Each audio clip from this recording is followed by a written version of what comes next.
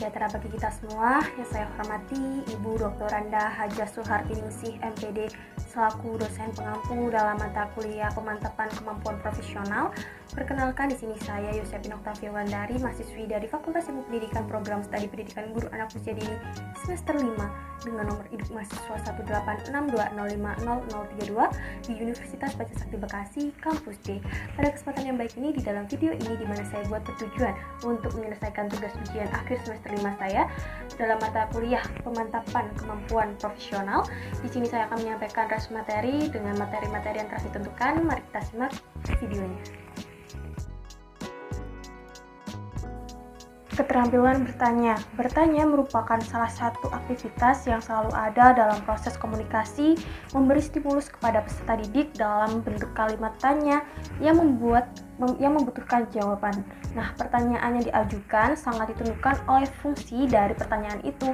Dalam pembelajaran, pertanyaan dapat berfungsi untuk meningkatkan aktivitas peserta didik, menuntun atau membangun proses berpikir, membangkitkan rasa ingin tahu, atau untuk memusatkan perhatian. Banyak hal yang harus menjadi pertimbangan dalam mengajukan pertanyaan, antara lain diantaranya yang pertama, ungkapan pertanyaan secara jelas, kemudian memiliki acuan yang supaya tidak membingungkan, kemudian menyebar kepada seluruh peserta didik, dan yang kemudian memperhatikan jeda waktu untuk peserta didik memikirkan jawaban.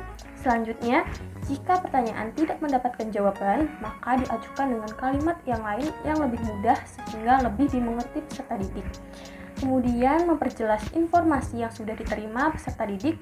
Wujud sebuah pertanyaan bisa berperan sebagai memperjelas jawaban yang sudah diberikan, kemudian memberi kesepakatan kepada peserta didik untuk mengungkap alasan, fakta, atau pandangan, atau memberikan contoh.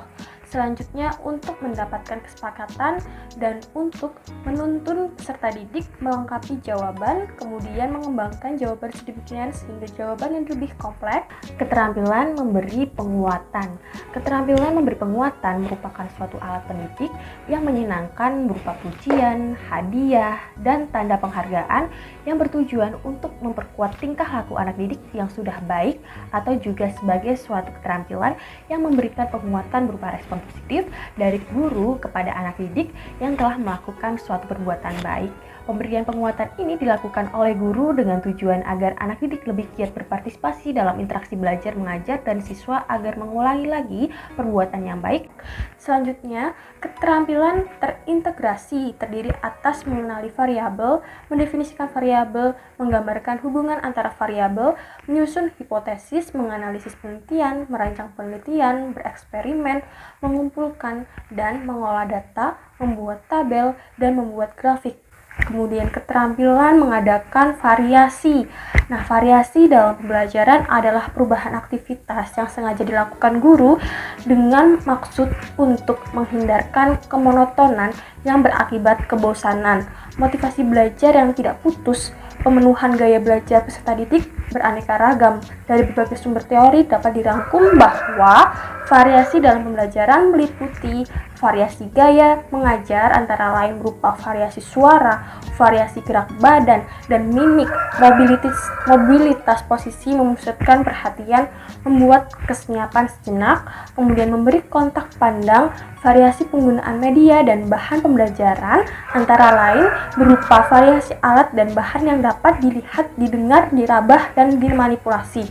Kemudian variasi pola interaksi dengan kegiatan. Variasi interaksi berbentuk klasikal, kelompok, dan perorangan. Variasi kegiatan berupa demonstrasi, diskusi, latihan menelaah materi atau praktikum, dan yang sejenisnya. Kemudian keterampilan menggunakan media pembelajaran sangat penting bagi seorang guru untuk membantu proses penyampaian pelajaran. Menurut Udin Syaifuddin Syahud pada tahun 2010, media pembelajaran adalah sarana pembelajaran yang digunakan sebagai perantara dalam proses pembelajaran untuk mempertimbangkan efektivitas dan efisien dalam mencapai tujuan pembelajaran.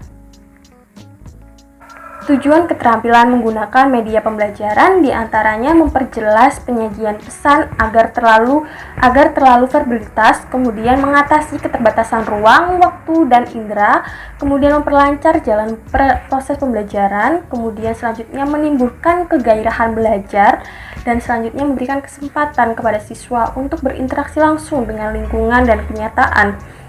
Kemudian memberikan kesempatan pada siswa untuk belajar secara mandiri sesuai kemampuan dan minatnya. Kemudian keterampilan membimbing diskusi. Dalam suatu kelompok kecil adalah suatu keterampilan yang di dalamnya diskusi oleh guru. Dalam kegiatan mengajar, guru ada kalanya melakukan kegiatan diskusi kelompok. Nah, kegiatan diskusi melibatkan aktivitas mental dan emosional yang dapat meningkatkan kemampuan hubungan antar perseorangan. Nah, keterampilan mengelola kelas. Keterampilan mengelola kelas adalah keterampilan guru untuk menciptakan dan memelihara kondisi pembelajaran yang optimal serta mengembalikan kondisi pembelajaran yang optimal manakala terdapat gangguan dalam proses belajar mengajar yang ia bimbing. Dan keterampilan mengelola kelas menjadi hal yang penting yang harus dimiliki oleh guru agar suasana belajar mengajar dapat menunjang efektivitas pencapaian tujuan pembelajaran. Ada keterampilan mengevaluasi. Keterampilan mengevaluasi dan menilai adalah kemampuan untuk menentukan nilai atau persiapan sesuai dengan kriteria tertentu.